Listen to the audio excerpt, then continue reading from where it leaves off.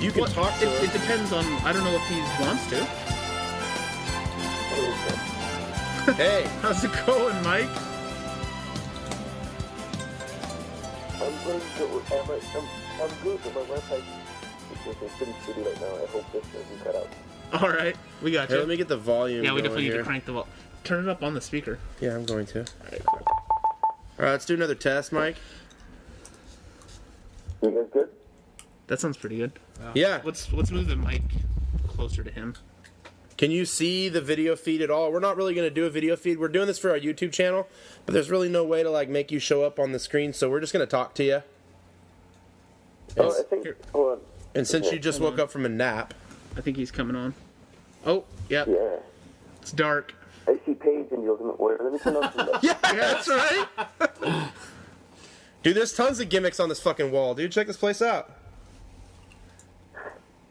Jim Helvig's macking on Paige.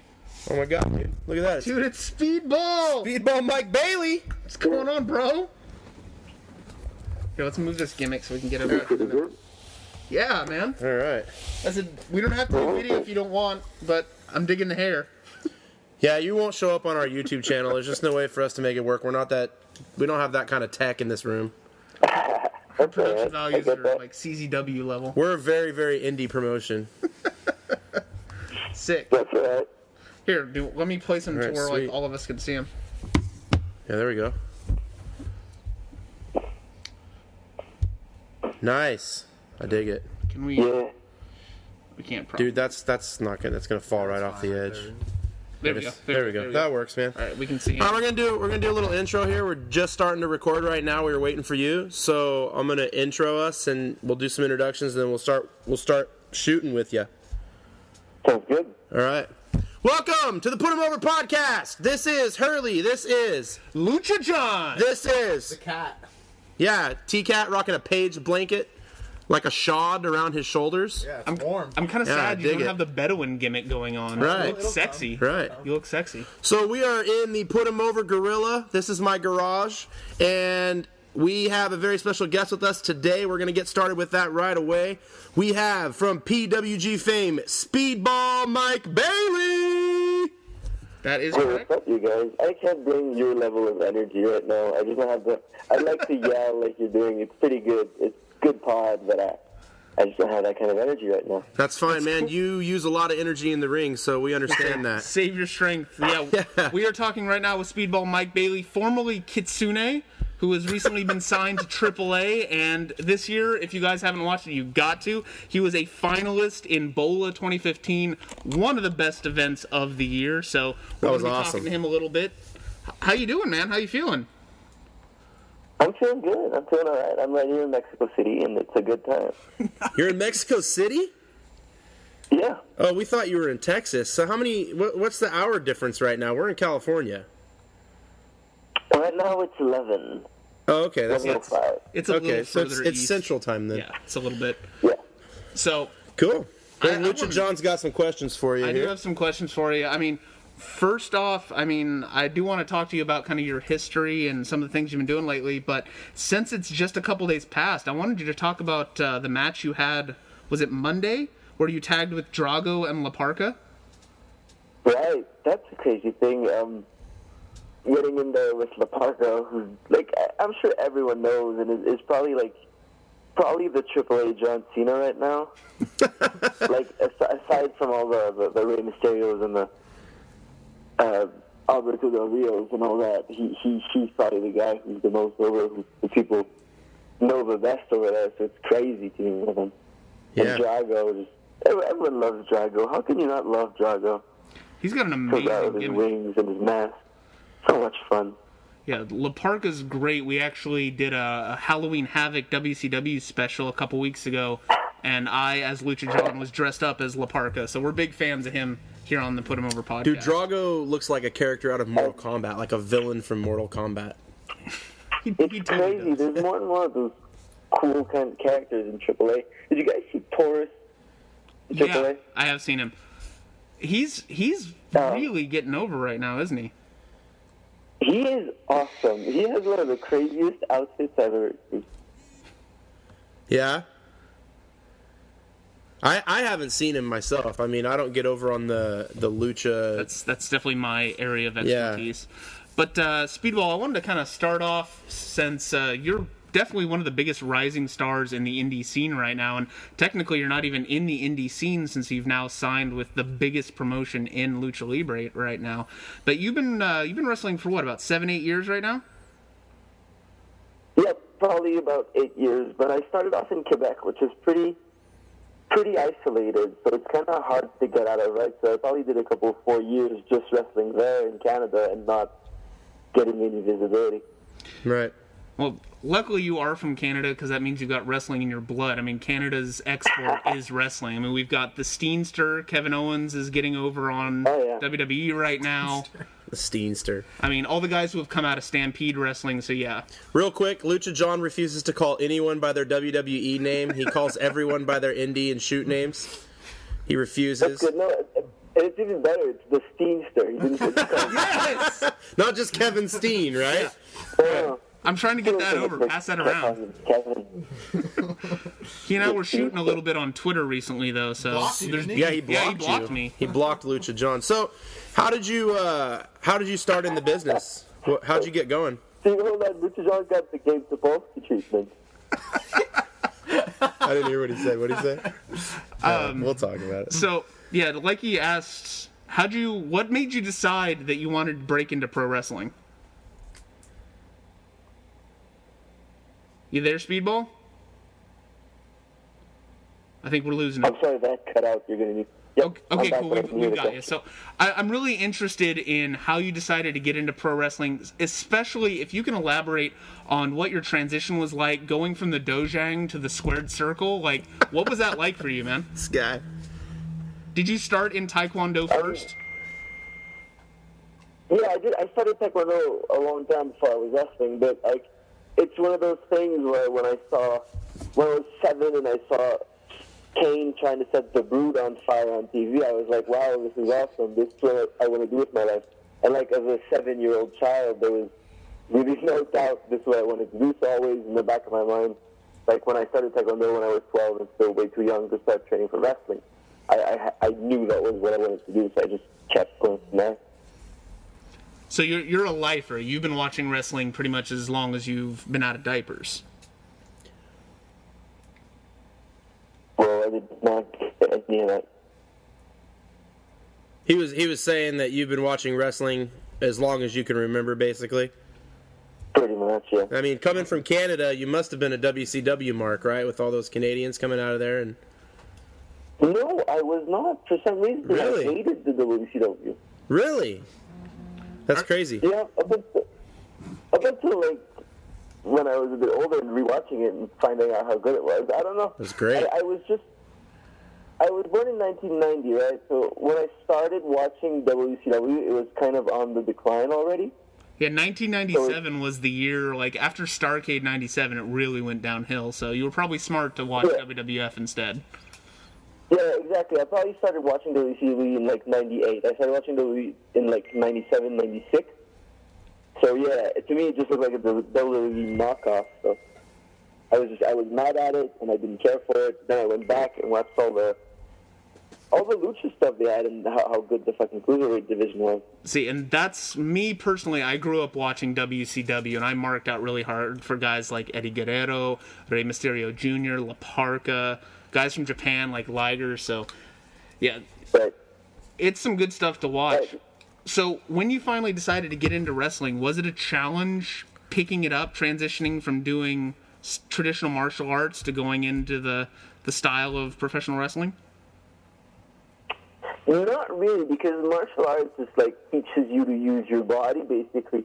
So, I mean, picking up the wrestling is a lot easier when you've already done any kind of fighting training, right? So it wasn't it didn't make it a challenge. It mostly helped. Plus, I could transition the kicks pretty well, obviously, to wrestling. Which Dude, I love when you go on the kick, like, freaking barrage, the rampage of kicks. When he does the alternating roundhouse kicks, like... Yeah, it's my favorite. Like I told you when we first started talking on Twitter, I'm a third-degree black belt, and I've taught Goju-Ryu for 10 years, so I know exactly how tiring and difficult a lot of the moves that you do in the ring can be, so I definitely appreciate that you're trying to represent traditional martial arts in professional wrestling. It's a great gimmick.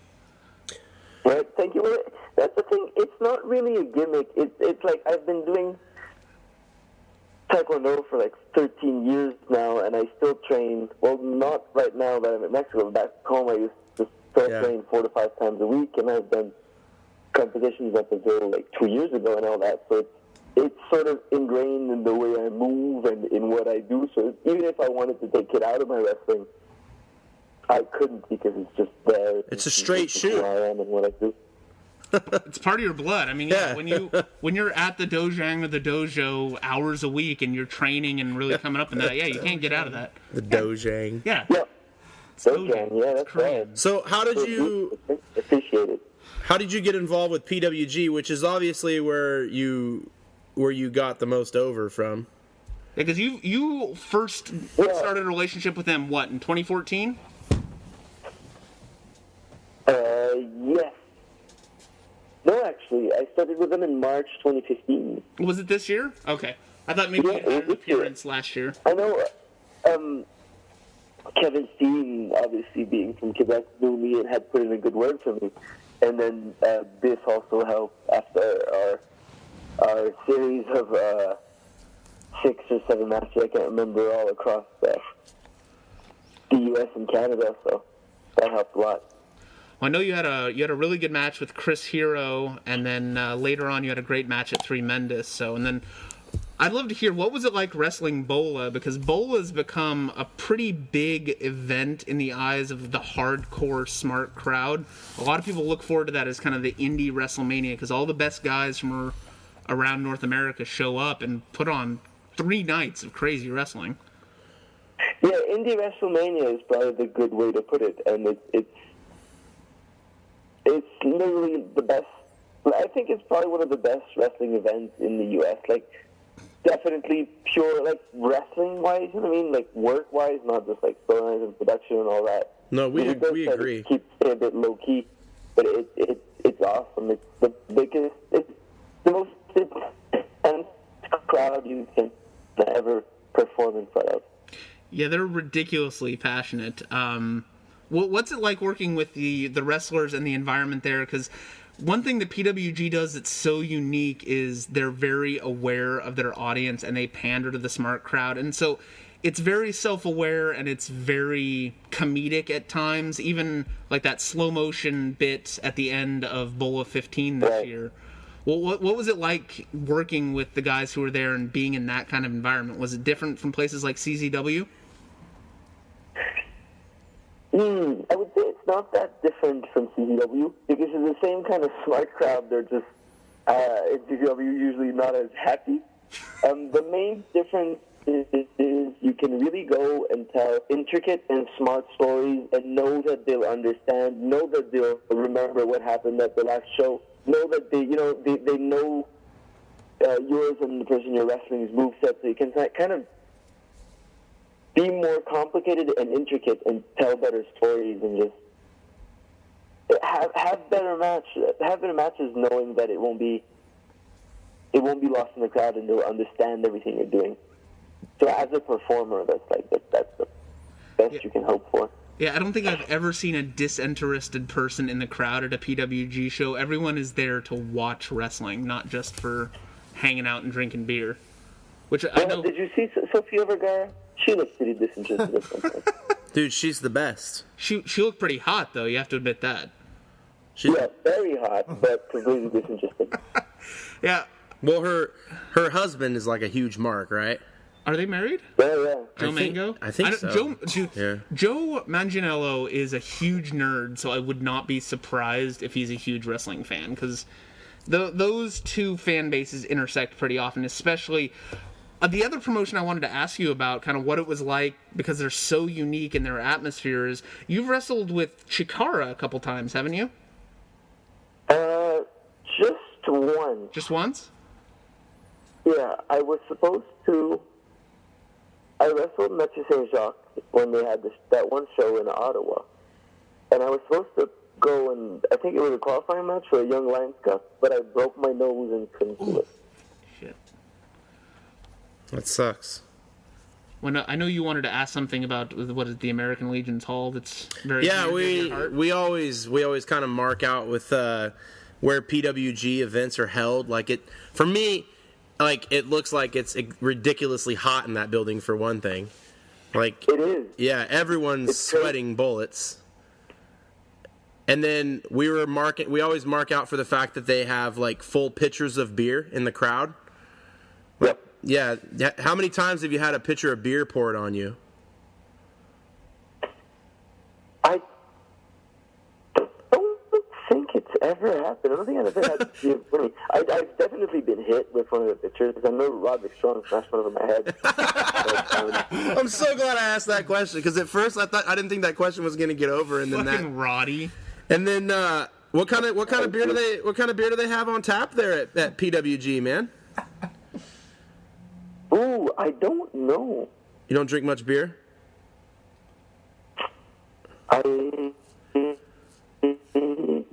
Not really. No, I'm not really a big drinking guy. Yeah. Well, that crowd But is. So. No, I don't know what kind it is. I can imagine being a martial artist, you don't want anything mind altering that's gonna keep you off your game. So, I mean, obviously the big news, man, I mean, you've had an incredible year this year. You've been putting on freaking amazing matches. I think your little shooting star, like Meteora knee press is one of the coolest finishers in the indies right now. Well, thank you. Tell us, what was it like? How did you become involved with AAA? How did you jump across the border? It was Conan who helped me out a lot. He was there for Bola and the show beforehand, and I guess he liked my stuff, and he decided to bring me down, and it's been great because I've been learning a lot out here. I train with. Do you guys know Steve Payne from AAA? Who? Steve Payne. Yeah, I do. Yeah, one of the most. I'm going to let you know I'm probably the only guy who's going to know any of these names. You guys should be booked all over the year. So, is there an issue with language barrier? Do you speak any Spanish, or is it pretty accommodating down there? No, I speak very little Spanish. In the 3 weeks I've been here, I've managed to learn probably a couple of dozen words. Nice. Which sort of helps communicate.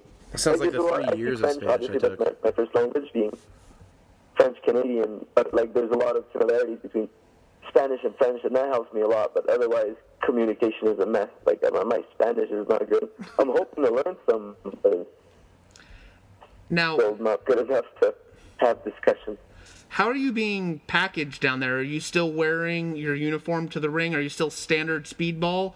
Or are they trying to give you a little more Mexican flavor while you're down there? No. I'm still good old Speedball.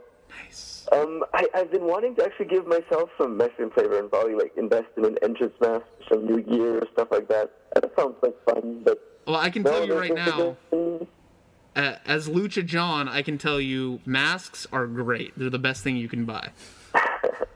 Do you still have any of your old Kitsune masks? You mean for sale? I have my one Kitsune mask that I wear, but that's about it. I probably haven't been Kitsune in at least 6 months, which is sad because I like Kitsune. I was going to say, I figured that Conan would want you to try that down there to get you over with the Lucha Libre crowd. What's it been like? Now, I don't think he even knows I do that, but I'm not even sure Conan knows I do that, or AAA knows I do that. But I'm happy not being under a mask because I think my goal is to stand out and differentiate from all the other luchadors, right? Because they develop the style and they're so much better at it than I am. So I'd rather just do my own thing and be different. that makes any sense. So, I know AAA has definitely been trying to branch out and really become contemporary, and they're working with a lot of guys here in the United States. Is the locker room and kind of the way things are structured and run, is it really that different from the indies? Like, can you give us kind of an idea of how it's been a challenge, or if it's been pretty easy to adapt down there? Well, if you're going to compare it to, like, CMLL, which is really, really old school Mexican wrestling, which, like, all the events are, all the matches are 2 out of 3 falls, 6-man tag. They're probably somewhere in between the American style and the Mexican style, in that on the TV tapings it's only 1 fall, and they really don't go like as deep with the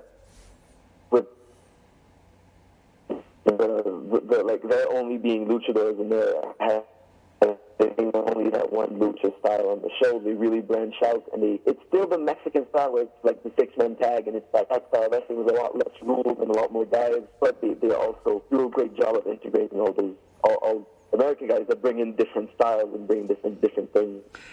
Who are some of the other guys from here in Canada that you've been working with? I know Drew Galloway is down there right now, isn't he? No, he's not. I could have swore Conan said is he just going to be part of... Tour. Yeah, I thought AAA was putting that on, the El Rey tour. So, what other promotions do you actually pay attention to? What other programs do you actually watch?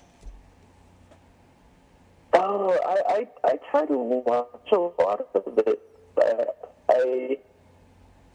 Anything that's on TV, I will watch once in a while. If not, I will often, like, anytime a free match pops up on my Twitter feed, I usually watch it. So Nice. I definitely try to keep up with pretty much everything that's going on. I know that the Indies is kind of like a real like a charming thing to be part of, and there hasn't been like there's a lot of indie stars, I think, over the years that they wouldn't want to make the jump to the WWE because they're not going to get on the main roster and shine because there's just not room for them. But with the advent of NXT and the success of it, and guys like Gargano and Ciampa and what James Storm just came over, any kind of aspirations to make that jump someday? Like, would you want to do something like that? Well, definitely, and I think you'd have to be foolish not to if you're a wrestler. Right on. But Foolish for the Young Bucks. I try not to set any specific goals for myself. Like, what I want to do with wrestling is just travel, have fun, see as much of the world as I can, and make as much money as I can. And I don't want to have WWE in particular or NXT as a goal. I'll just Right on. Go where the opportunities take any you. way is good, so long as it's fun and it allows me to be creative. Yeah.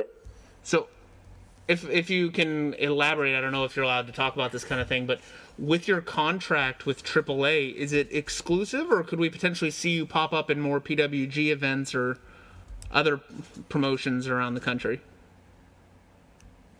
I'll be at All-Star Weekend on December 11th and 12th. I don't have a long-term thing really with AAA right now. I'm there until probably December, and then that's it. We'll see about going back possibly into the next year and see what happens. Well, obviously, I have to ask this since you're already used to working American promotions, and now you're involved with Conan, who we love here on the podcast, and you're involved with AAA. Any potential of seeing you pop up at the Lucha Underground Season 2 tapings? I do not know. I can tell you that I would love to be there. I think Lucha Underground their last season was absolutely awesome, and one of the best things to happen to wrestling since forever. But I can't confirm. I don't think you could be more correct on that, Speedball. Like, I've elaborated many times on the podcast. I think Lucha Underground is the freshest thing to happen to professional wrestling since the Attitude Era. It's so different, and it's giving Americans such a great look at the Lucha style. Speedball. But the only problem probably being... Yes. I have a, this is Hurley coming back at you here. I got a little gimmick for you, okay? I figured since we're going to have Speedball on, we're going to have a Speedball speed round. You ready for some flash questions? Can you hear me? More importantly, is your Wi-Fi ready for some speed questions? I'm ready for some flash questions. All right, this is I'm glad I took that. No. this is the Speedball speed round. Do anything like that situation right now, but All right, it's fine. We're not worried about the video feed. We just want to be able to hear you. All right, favorite 90s wrestler? Yep. Who's your favorite 90s wrestler? 90s wrestler, Xbox. 1, 2, 3 Kid / Xbox. Sean Waltman, nice answer. 1, 2, 3 Kid, I like it. All right. What's your favorite WrestleMania moment? Well, favorite WrestleMania moment? I don't have one. I'd love to answer. I'm trying to think of something, but I can't think of anything. That's fine. Because I'm still not a WrestleMania guy. That's fine. We'll bury it. All right. Hottest current diva. Or Hottest? any female wrestler. Let's go outside the All right, WWE. yeah. Veda Scott is at the top of my list, and she's not a diva. Yeah, Veda Scott. Oh, my God, yeah! All right. I like it. All right. Hottest diva ever. Hottest female wrestler ever. Can't beat Trish Stratus. Canada's own. All right. Your favorite tag team of all time. Favorite tag team of all time? The Steiner Brothers. Yes. Oh, my God. I like this guy a lot. Can you just, be part of our podcast every week? Right, I think I want to be best friends with you, Speedball. All right. A couple of I'd love to, but I think scheduling issues would prevent that. Yeah. Yeah, I'd love to. Conan would probably beat your ass. Coming at us internationally at 11 o'clock at night. It's probably not his gimmick. But, all right. Your favorite movie? There Will Be Blood. There Will Be Blood? Not Karate Kid? But Dude, he's not karate. All right. There Will Be Blood. Great. There Will Be Blood's a great movie. I want to interject a real quick one, since you and I will be able to spit this. Favorite martial arts movie? Yeah, Bloodsport. Bloodsport, yes! Too sweet. Too sweet. All right, your favorite TV show? Adventure Time. Adventure Time? Who's your favorite character on Adventure Time? He is such a nerd. Just like you. Yeah. Demo. Gotcha. All right. All right, what's your music gimmick? What do you like to listen to? No. I can watch those demo episodes over and over.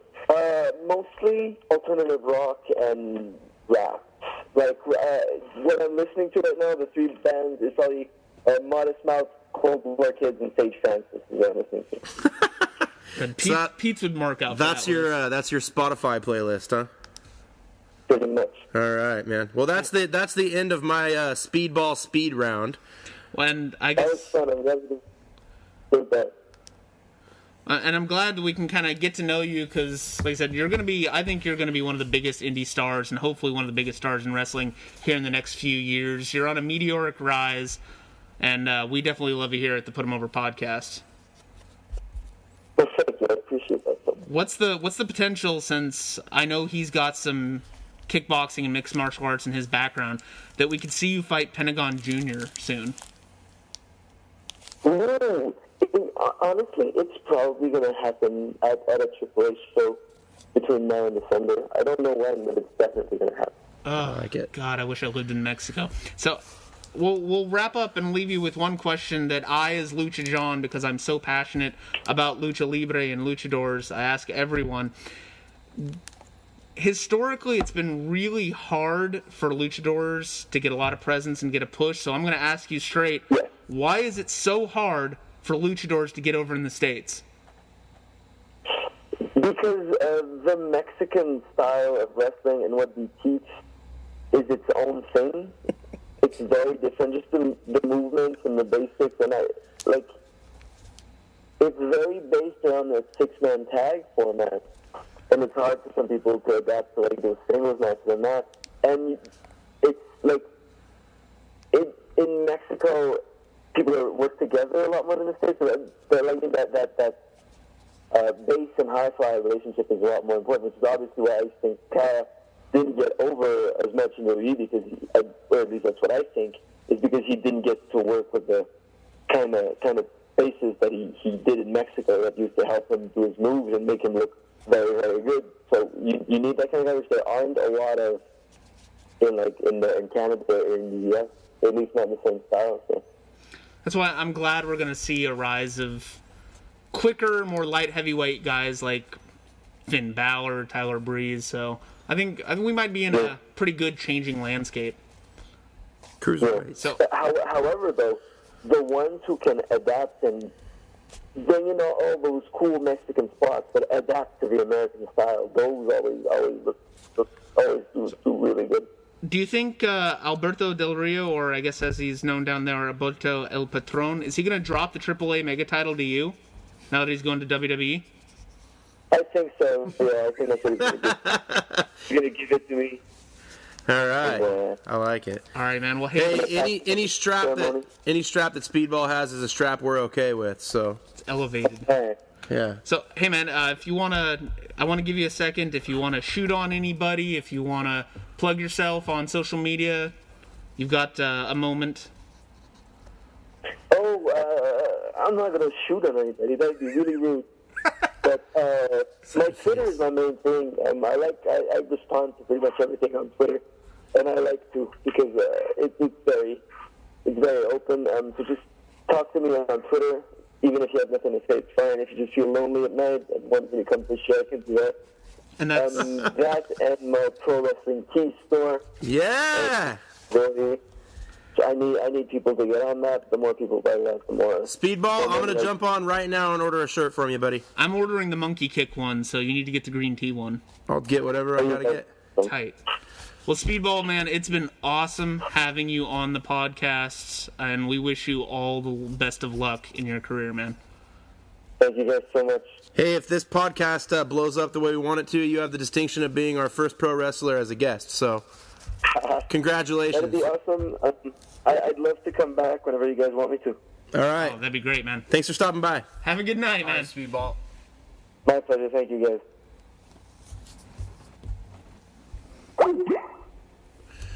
All right, so that was Speedball Mike Bailey coming to us live, I'm telling you, live, from Mexico City as he is wrestling in some AAA shows down there, and we could not have been happier to have him on the podcast tonight. He was a great guest. Dude, he was awesome. What a nice guy. He's such a face, he would not even shoot.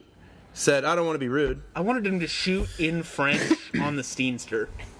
Dude, I love how he popped that you the call Steenster. him the Steenster instead of Kevin Steen. Dude, I hope he passes that around. That needs to get over. That's great. That's great. It'll never get over to Kevin So- Owens since he blocked me, the fag. Small announcement. Apparently the memory card and the camera botched tonight, so we're not going to have a YouTube episode this week. Oh, we're not? No. I'm taking this mask off. Then. Yeah, so you can repackage. So, I'm wearing a Rey Bucanero, the Pirate King and member of the Bullet Club, and he has one of the most stifling masks in the history of professional wrestling. Stifling. So I'm glad to be off this. So, moving on from that fucking amazing That was- interview with one of the coolest That dudes was in wrestling. incredible, dude. I'm gonna buy a shirt now too. Yeah, Dude, we should. I'm gonna hop I think all on. three of us are gonna get a shirt. Yeah, I'm gonna we're hop on absolutely right going to. now. I'm gonna buy myself a Speedball Mike Bailey shirt. We'll hold off on that because we need to make sure we don't buy the same shirt. He does have like 4 of them. Well, I'll buy the one I think is the coolest, and you can buy what's left. I want him to have his pants, like his gimmick. I love how he's Kareem like, pants. my Twitter is the #1 thing, and then my pro wrestling tees store.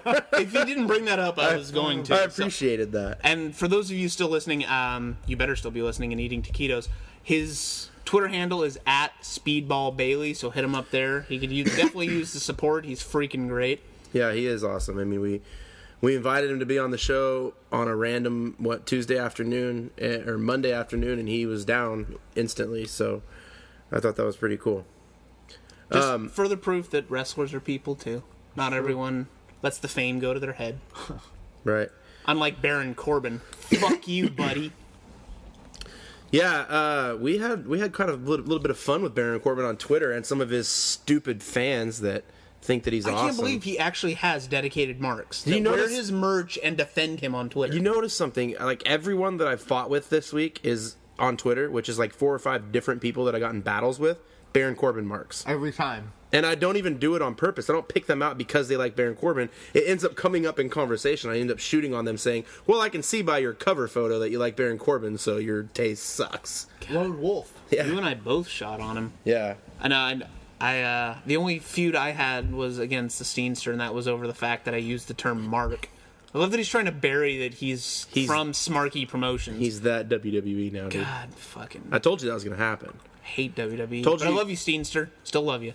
Yeah. Want you to get over. So having Mike Bailey on was a really cool experience. I apologize a little bit. He was coming to us internationally, so the audio might be a little off in spots because he was having some Wi-Fi issues. But that's what you're going to do when you're doing live radio shoots, right? That's when you're doing podcasts and everything. So we have another gimmick that we're going to talk about tonight. I feel like we should just move on to it. Do we want to spend a couple minutes talking NXT? I just wanted to say I'm so glad that it worked out how I thought. Yeah. I mean, Samoa Joe and Finn finally have a beef, and I dig it. And Asuka's getting a nice push.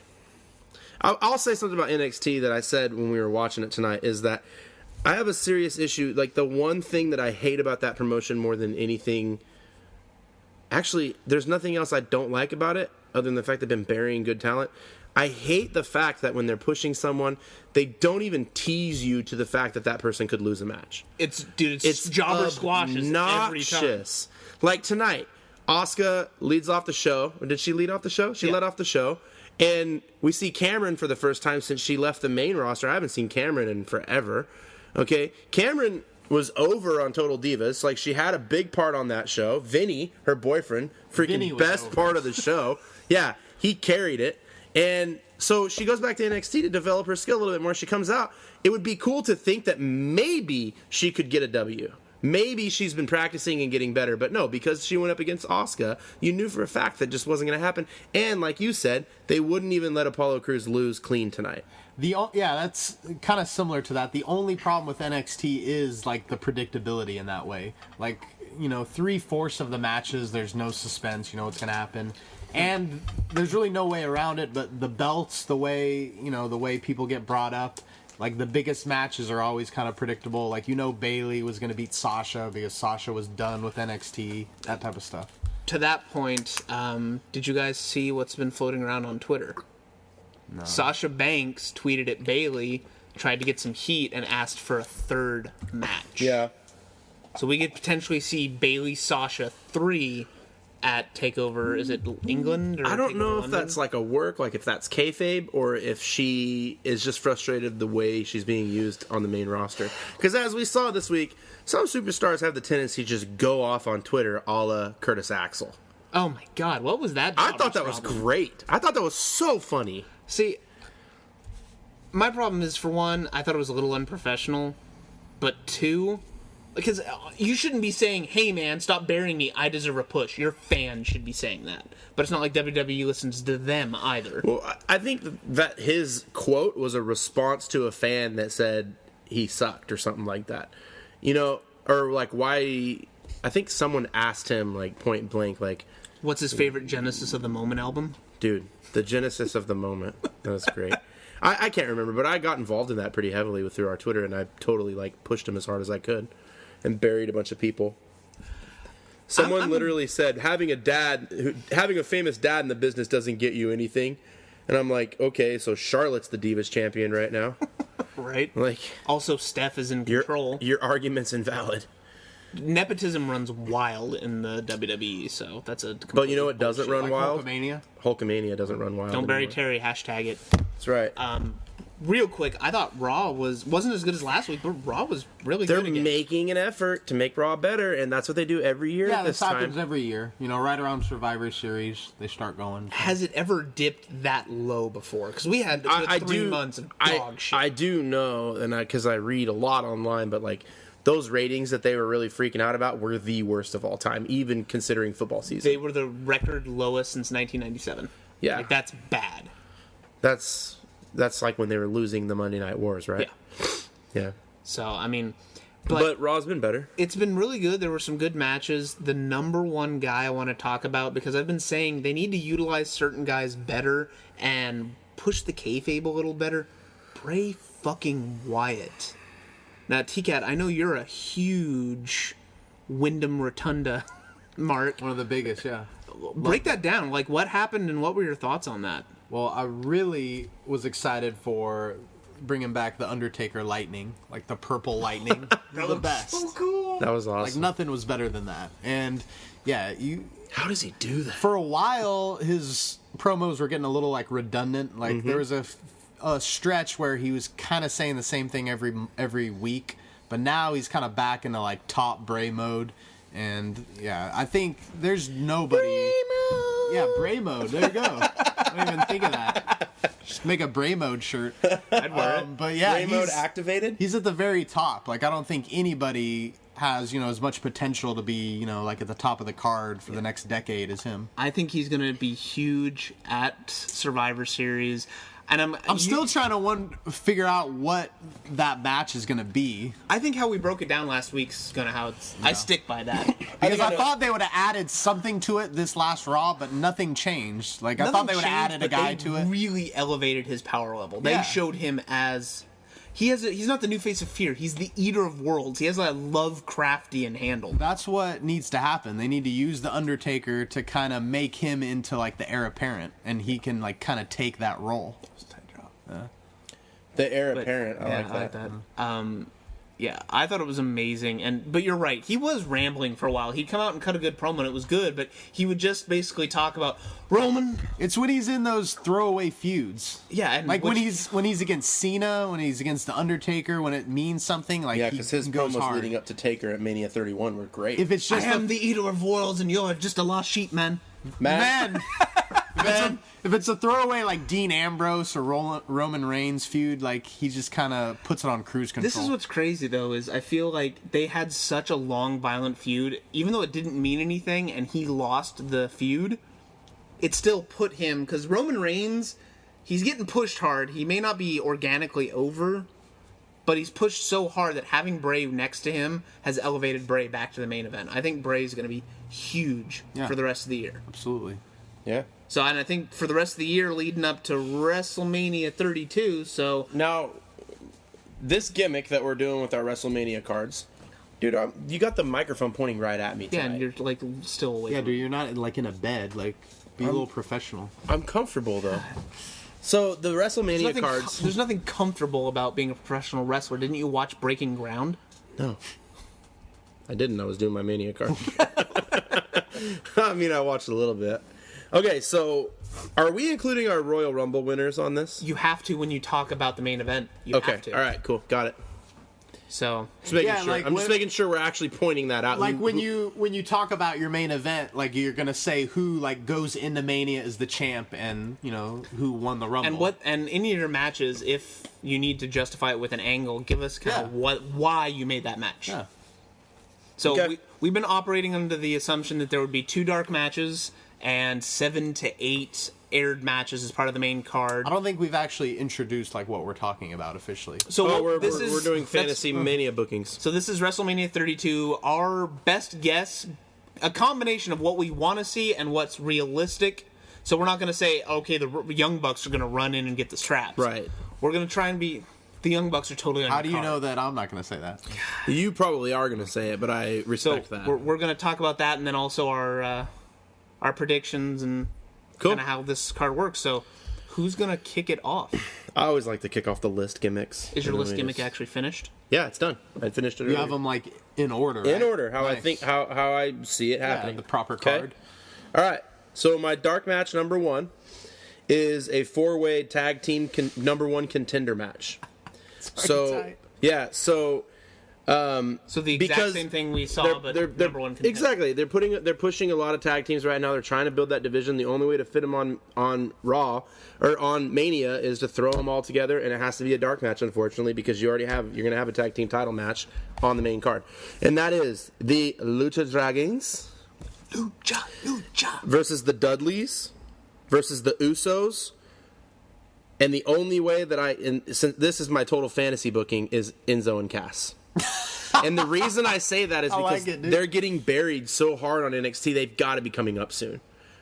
And I think Enzo and Cass are going to win it and be the number 1 contenders because they're going to get a hard push quick. I want that, but the Barry thing if they've been buried for so long, like usually that type of thing happens right before they get called up. This is like going on months of being buried, so I'm confident that it will happen. But So Lucha Dragons versus Dudleys versus Usos versus Enzo and Cass. Who gets over? Enzo and Cass. do we have? I don't have really winners. You for have my to have matches. winners, otherwise Okay. it's... Yeah. He'll pick them on the fly. Yeah. He knows who he thinks No, is going to win. I know in my mind. Right.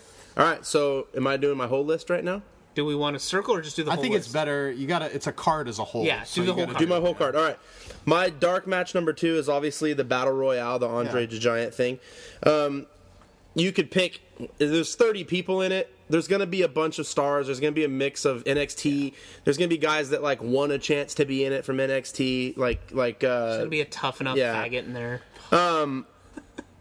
I think it comes down to Tyler Breeze eliminating Dolph Ziggler and the crowd popping like insanely, and then Sheamus is going to brogue kick Tyler Breeze and win that stupid pointless battle royale because they like to give Sheamus pointless. so those 3 are in the ring. Yeah, Okay. like I That's what it think comes down Tyler to, Breeze yeah. is going to eliminate him, and you're going to think the crowd's going to pop, and they're going to think Tyler Breeze is going to get over in that It'll thing. be like Rusev in the Rumble, a Jace. Yeah, and Rusev will be part of it. Ryback will be part of it. The Miz, all those guys will be part of it. There's probably going to be Jack some Swagger. There's probably going to be some definitely. surprise return entrance and all that kind of stuff.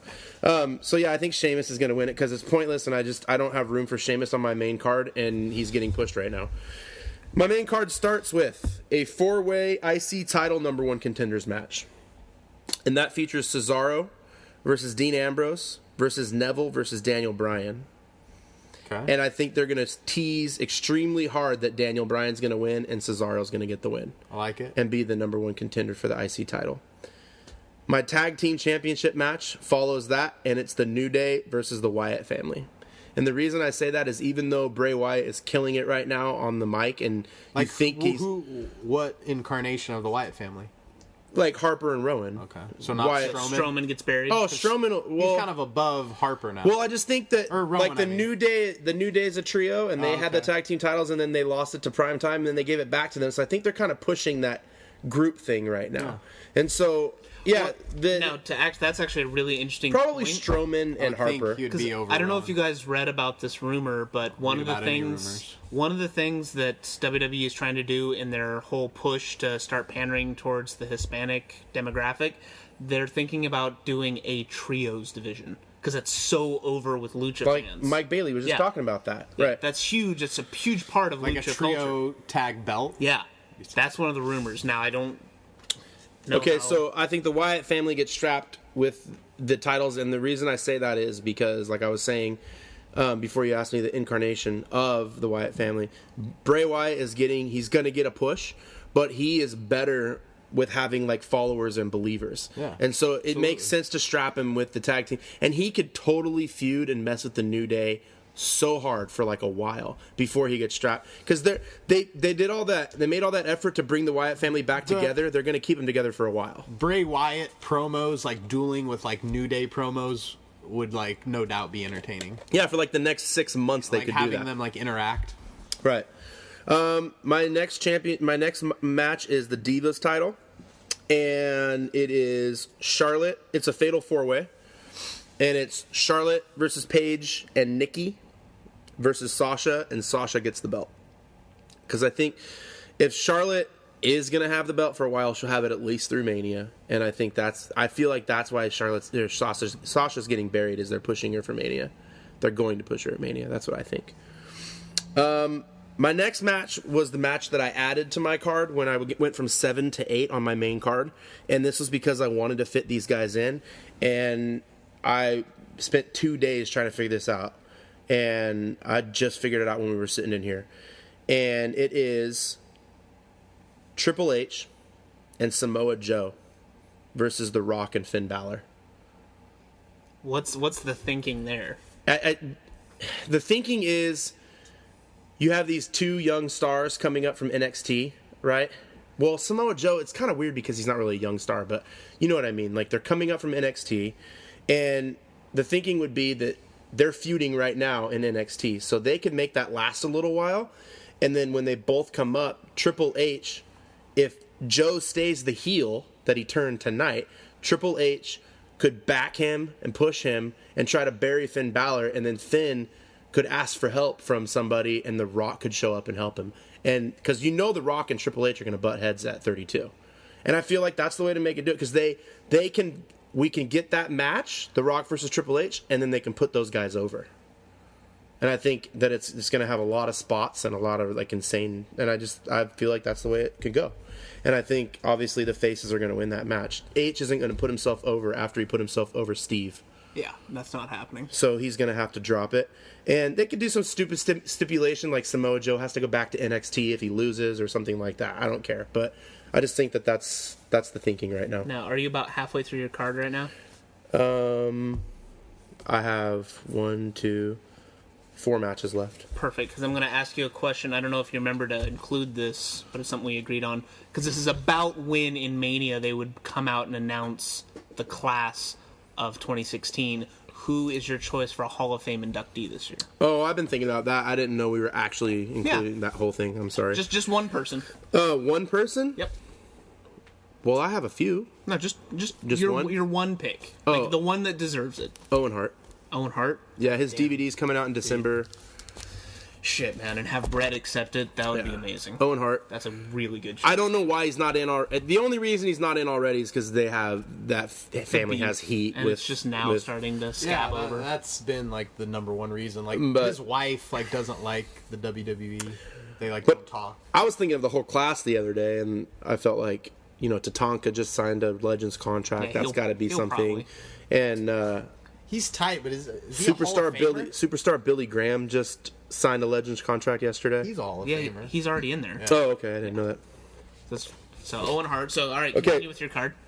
My next match is a U.S. title match, and it's kind of boring, but it is what it is. I feel like once Cena comes back, they're gonna run this feud for at least 4 months, and it's gonna be Cena versus ADR, and I think Cena just gets the belt back because I don't see them letting Cena lose at Mania at this point in his career.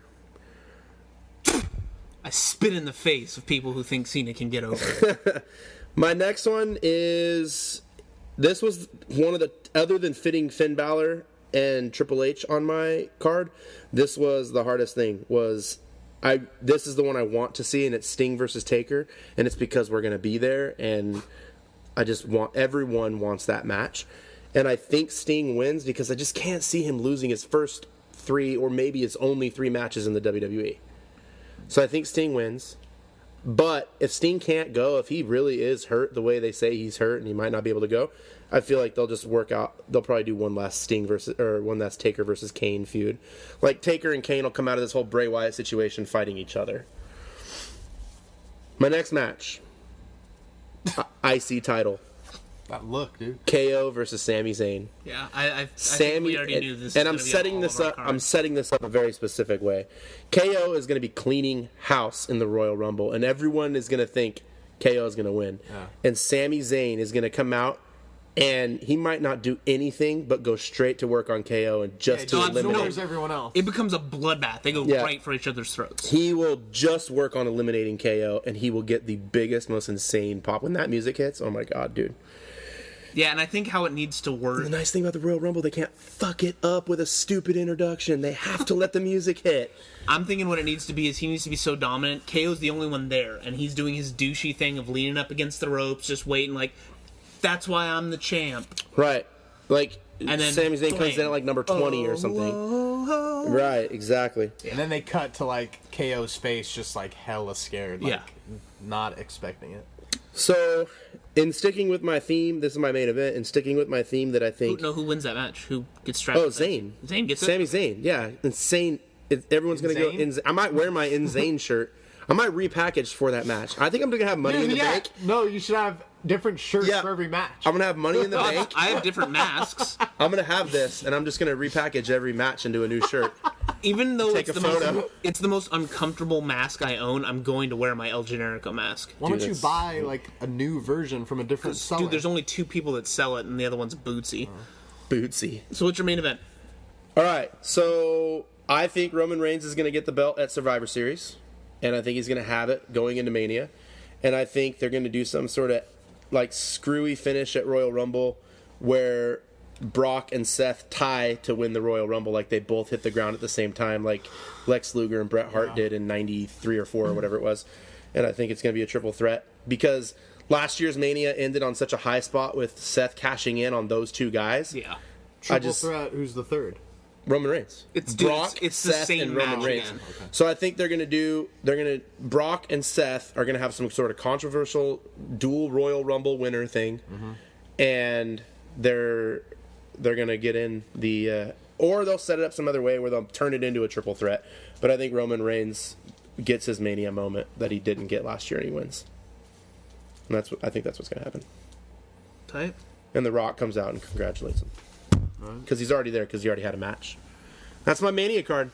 And I'd be pumped to see all that happen. But I'd be pumped to see other stuff too. I don't really care. Like, we're going to be there and it's going to be fun and we're going to be drunk and it's going to be a blast.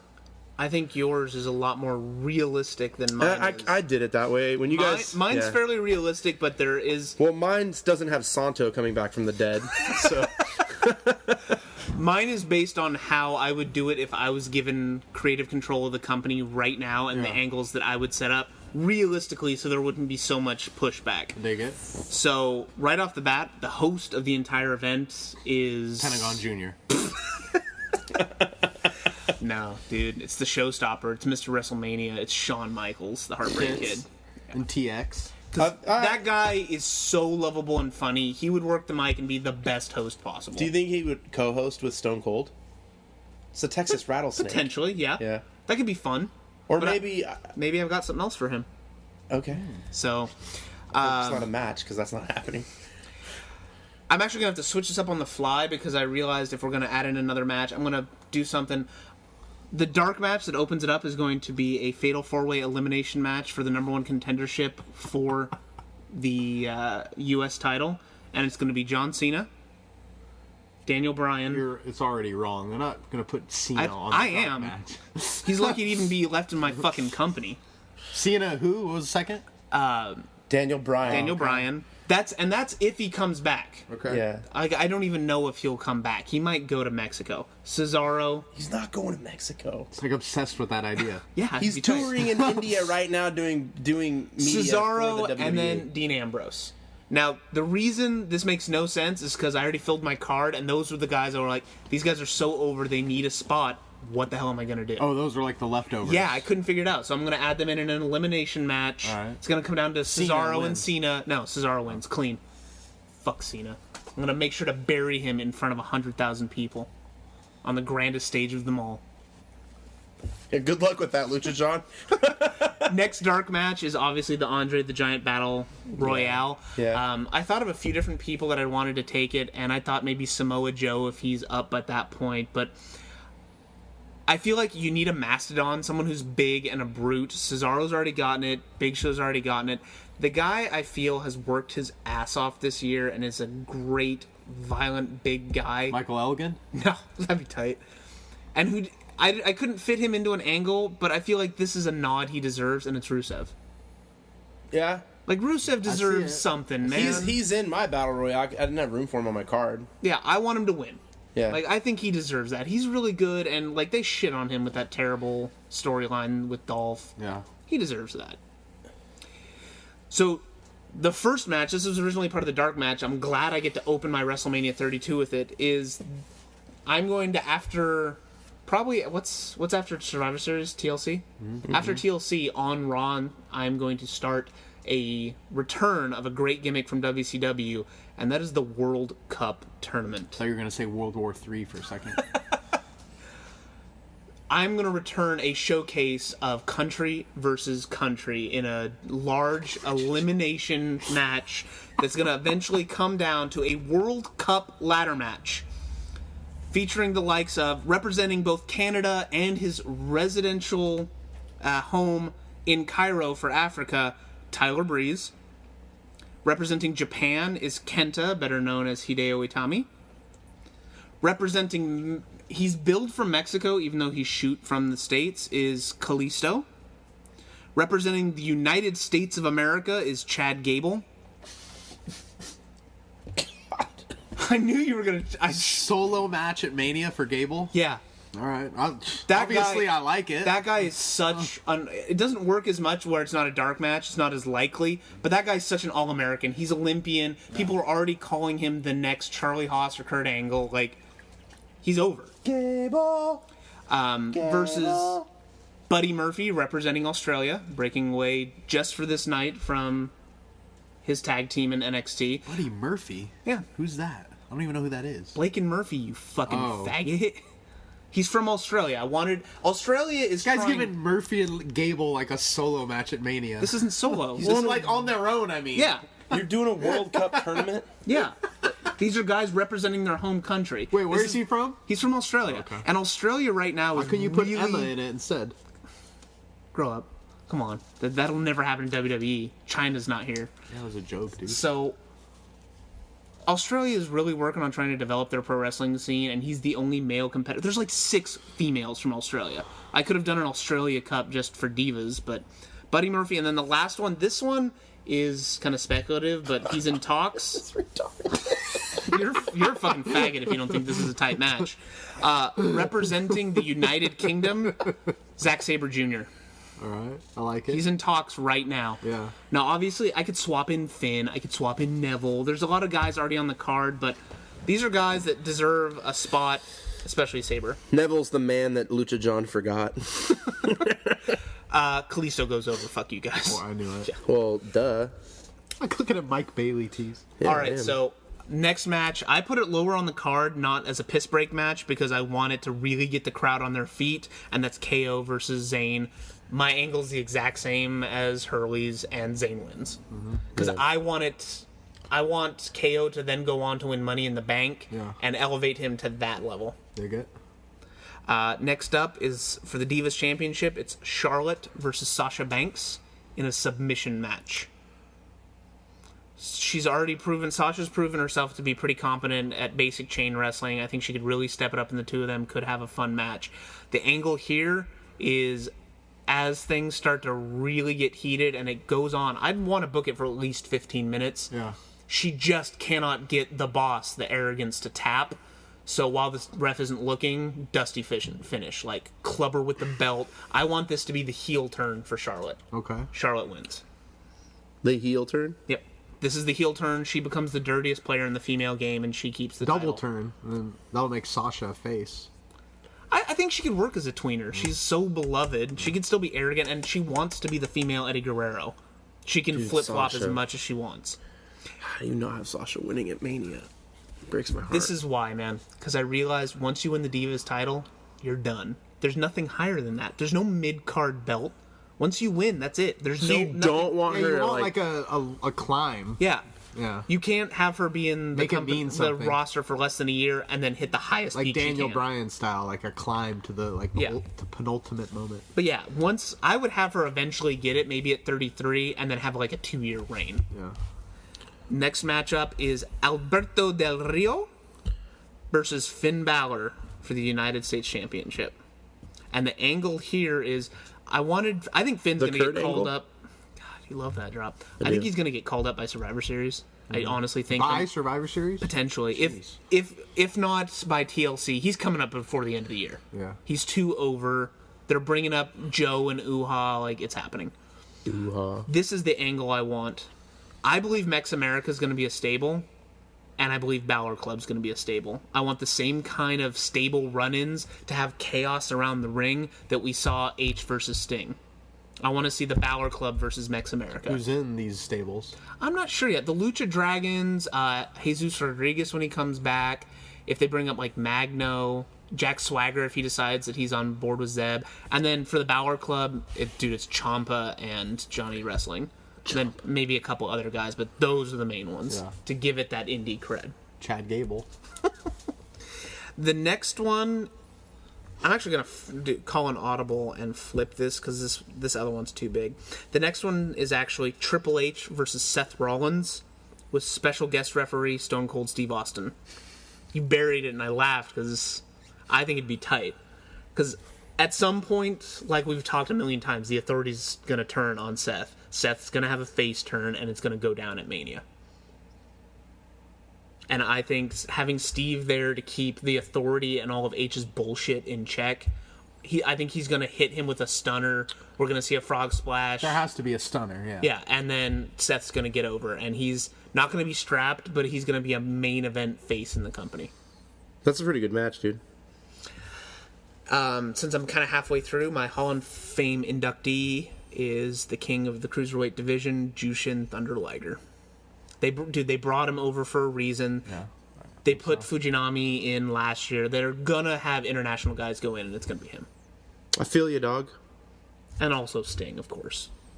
The next one is going to be the New Day defending the tag team titles against Enzo and Big Cass. Really? I think what you came up with could be interesting, but I'd rather see the two loudmouth comedic teams go at each other. I think Enzo and Cass are being buried because they don't need the push. Like, they already feel like these guys are over, and they're seniors. Like, they're helping all the freshmen come up, and as soon as they help cultivate the tag team division, they're getting called up by the end of the year as well. Well, And dude, WWE would make $1 million if you just had Enzo Amore and, like, Big E shouting at each other on microphones. my favorite part of the way I booked it is that when we're there live, the entire event can start with the mandolin. That'd be fun. Because the way I booked it in the dark match. Like last year's started with Cesaro. Yeah. Yeah. Yeah. Or like TakeOver in Brooklyn. Like they started it with that and it was on NXT like a week later. I think it's going to be an epic match that puts them over, and Puts who over? Oh, Enzo. they get the over. belts. They get over, but they're not put over. Oh, okay, I New get Day it. retains. Yeah. I think just like with Sasha, they need that huge moment that puts them in front of the whole world, but they're not ready for the belts that soon. The next match is one that's near and dear to my heart, and it's like the legend match, and it is Undertaker versus Kane. And this is a double retirement match. And how this works, this is going to be the most gimmicky looking match ever. I want like gothic shit all over the Yeah, ring. you need to go all out for Flames. that match. The entrances are crazy. The lighting is going to be dark. Like a kayfabe death. Yeah. Yeah. Completely dark with just a light shining down. There's going to be fire. There's going to be lightning. And as they're fighting and the match goes on, get some color. Everything's fucking building and the crowd's going insane. All of a sudden you hear the chanting and all the druids just start coming out from the gorilla. They surround the ring holding torches, walk up into the ring, and they're surrounding Kane and Taker as they're fighting and just going at it, and then have like flames and lightning drop. Lights go down, lights come back up, Kane and Taker are gone, and they're never seen in the WWE again. God, Like that's we're gonna so great. We're gonna be there for that. If that the greatest happens. thing I've ever heard. I want, like, those guys personify The fucking mysterious kayfabe. ending is like perfect too. None of them, Where you don't neither of them see can what lose. happens. That's like the best part of it. If anything, all that would be left is, like, in the ring would be the mask and the urn. They're laying Oh there, my the God, druids dude. pick them up, walk back out, done forever. They're both inducted into the Hall of Fame next year. Dig it. That's the big fucking legend match. And then that's going to roll into, I agree with you, Roman Reigns is getting the strap at Survivor Series. I feel like it's not really his time, but it makes more sense than it ever has. He's going to get over. They're at least gonna try it. Try And that. the person run. who wins the Royal Rumble, because he's got backup, Bray Wyatt. Bray Wyatt is going to come in with the Wyatt family and fuck up everyone. And at the very end, they're going to eliminate themselves, and he's going to be the one left standing, the Eater of Worlds. Straight edge society, a Jace. Yeah, exactly. And he's going to go in, and he's going to cut amazing promos, and he's going to follow that Taker and Kane match with an amazing entrance, because he'll be the next thing you see. Yeah. Him coming out with his followers, keeping that mysterious vibe. Wait, so his match is against who? Roman Reigns. Oh, okay. And that's for the belt? Yep. Main event of WrestleMania 32, and Bray Wyatt wins. Bray Wyatt needs to be the heel champ right now because no one else in that company can work a mic like him. He is 80s tier. It's like having guys like $1 Million Man or Rowdy Piper back. He's charisma. Dude, you just make me want to watch Kane and Undertaker matches right now. Right? Yeah. But that is my it. WrestleMania 32 card. What do you got, T-Cat? Well, Pretty good card. I have 2 exact matches from your card. but Okay. Both of them, I had like a different type of like stipulation in it to make them a little different. But I appreciate that about your card. We're on the same page. So for the pre-show, I have it kicking off. I think you kick it off with just a crazy, just like exhibition of like talent. You just give 2 guys that you know you can go. There doesn't need to be that much of a story. Just a legit like 20-minute match just to get everyone popping. And I think that the show opens with Daniel Bryan versus Cesaro, Shit. 1-on-1, and they just go all out. Just a Technicos match to... God, No story, just I pop for that. crazy spots, just great skill throughout it. And Just go out there and have a match, boys. that's it. Yeah. And I think Cesaro goes over. Yeah, he should. Yeah. Did we all have Daniel Bryan coming back? Yeah, I just threw him in my dark match because I didn't know what to do with him. And I think, what you said about Enzo and Cass, like Daniel Bryan's music is going to be the first thing at Mania. And I think that'll really get the oh crowd my going God. Yeah. with that kicking off. Yeah. And then Yes chant. Then I got 110,000 people. Then I got the Andre Memorial, and I have Finn winning that. Finn. Yeah, Does he still have the belt at that time? the NXT belt. No, No. Okay. he's gone. I don't know when he's gonna debut. I think it's gonna be pretty close to Mania, and I wanted to give him a singles match, and I tried, but like I just don't see any room. And I think a bunch of those guys are gonna be in. That's a good way to give him a little extra push. And then for the main card, where is it? Okay, we're kicking off with the tag titles match. That's what's going to open the main card. And it's going to be the New Day versus the Dudley Boys versus the Hardy Boys in a TLC match. You think they could come back? I God, think- TLC match. I think Jeff and Matt have one more run in them. And I know both of their contracts are coming up. And I think just kind of TNA's not worth re-signing. Before. paying homage to like those classic like TLC matches, and then you'll have like the New Day in the Edge and Christian spot, and Edge and Christian can play a role in some way. I don't know what exactly they would commentary? do something like maybe leading up they'll do like some promos and you'll see them around. I don't think they need to do anything in the match, like, but yeah, they'll be involved in some way. And I think the New Day retains. Really? Yeah, I don't like it, but See, I'd almost included a match exactly like that, a triple threat TLC with the Dudleys going over, but then just dropping it later on, because that'd be a great Mania moment for them, and then they break their own record. But I think, as much as you guys don't like them, New Day work as champs. yeah, they do. They do. Number 2, we got the U.S. title, and this is another one where I couldn't really figure out what to do, but I think this match works, and I think people will pop for it. We got Alberto Del Rio, Dean Ambrose for the U.S. title, I'd watch that. and I think Ambrose had that belt for a while, so I don't think it'd be really a huge moment for him to get it, so I think Del Rio retains, but it'll be a good match. You got to get Dean on the card somehow. Third match, IC title, same as the other 2. I knew that writes would be the itself. unifying element. But I think that both of you kind of alluded to it, but I think this has to be, like a Falls Count Anywhere, no holds barred match. Oh, you think? Like, I think it needs to get insane. They need to go Insane? everywhere. No DQ. Everything. Nothing. I think yeah. there needs to be weapons. I think KO needs to, like, beat the hell out of them. All of that. Here's the only thing with that. It was a rub. Zayn, man, like, he just came off the injured. They're not going to put him in a hardcore match. That'd be tight. They might 5 months Like, from now. maybe that's the follow-up match. Like, KO needs to beat the hell out of him before Zayn goes over. Yeah. Like, power bomb onto the apron. oh yeah, All that. They could maybe even find a way to, like, make that spot even more brutal. Like, KO, like, lays something on the apron. something or I forgot to include in mine. Zayn goes over with the Blue Thunder Bomb. God damn it! into That's the pin. Yeah, that's his new finisher, and he gets that fat ass up, and it's amazing. Fourth match on my card, Divas title. Charlotte, Sasha, Nikki, Paige.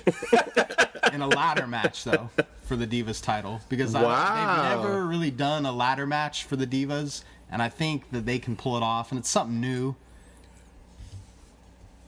Here's the only I would say yes, except for Nikki. She'd never She can agree do to it. that. She'd never agree to it. She's too can, pretty. You can protect her in that match, so she doesn't need to do shit guess, off the that's ladder. true. You know Sasha would, though. She wouldn't even hesitate. Yeah, Paige, same way. Yeah. And I think Charlotte could do some shit with the ladder. Like, you don't need them to, like, be beating the hell out of It each other. doesn't need to be like the ladder war at Ring of Honor No. between Generico and What's the over-under that Sasha, like, tries to put someone in the figure eight anyway? Because that's all she ever does. Sasha. Even though... Or Charlotte. Even though she's a friggin'... It's because it's twice as good as her daddy's. Oh, my God. What's next up? And Your boy Simon... Who wins Simon that? Gotch named that, by the way. Gotch named what? The Figure the eight? figure eight. Oh, he did? Yeah, because she was like practicing the figure four, and they were like, "Oh, you should do a bridge in that." And he's like, "Yeah," and then you could call it this figure eight because it's twice as good as your dad's. I'm glad they lost the straps. Yeah, And I think this... Who wins? I think Nikki wins. Really? Yeah. You're like even more impressed with her last two squashes than I was, huh? I think, by that time she'll have, a good amount of time without the belt, and I think it'll be time. Like, I don't want Sasha to win it for the exact same reason that you said. It's too early. That needs to be like a big moment when she does. Charlotte, I'd never even thought for a second of giving it to her. And Paige, she's had it a bunch. Like, so Charlotte goes in with it. Nikki comes out with it. And I think that'd be funny because of the type of match. Like, you wouldn't expect her to win. And I think she wins in kind of like in a weird way. Kind of a fucky. She waits and pushes someone off. Like, she's gone for a while. Like, you don't see her. And then everybody's laid out. And she just kind of like looks up. And like everyone's just laying on the ground. She just kind of climbs up the ladder and gets it. Who is your Hall of Fame inductee? I don't really think about that. But the thing that I've heard and, I'm a big mark for is Freebirds. Yeah. Oh, God. Yeah. that's why I didn't bring it up I before. keep forgetting that they're not already in because they should be. Like the best tag team ever. Match number 5 on my card, you had it.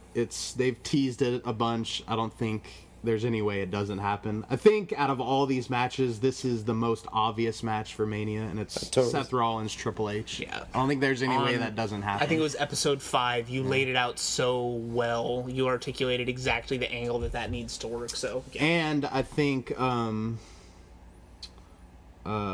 was I going to say? I had some idea about that, but I lost it. But I think in that match, there's a bunch of different things you could do. You can involve like Vince in it somehow. Like, it's possible. I'd like to see that because I want to see Vince again. But I see Rollins winning. Yeah. Oh, I just remembered what it is, and it goes into. Is it my 6th match? It is. It goes into the next match, which I have as Roman Reigns versus The Rock, and I think when Seth Rollins turns face at Survivor Series, I think it's gonna, Triple H is gonna come out to fuck with Seth, and I think somehow Reigns is gonna like kind of align himself with the Authority at the same time that Seth distances himself from it. He needs to do something because he's. And I'm trying to find a way to get Roman Reigns over, and this is the way you do it. You have him become a heel, and you have him face The Rock at WrestleMania.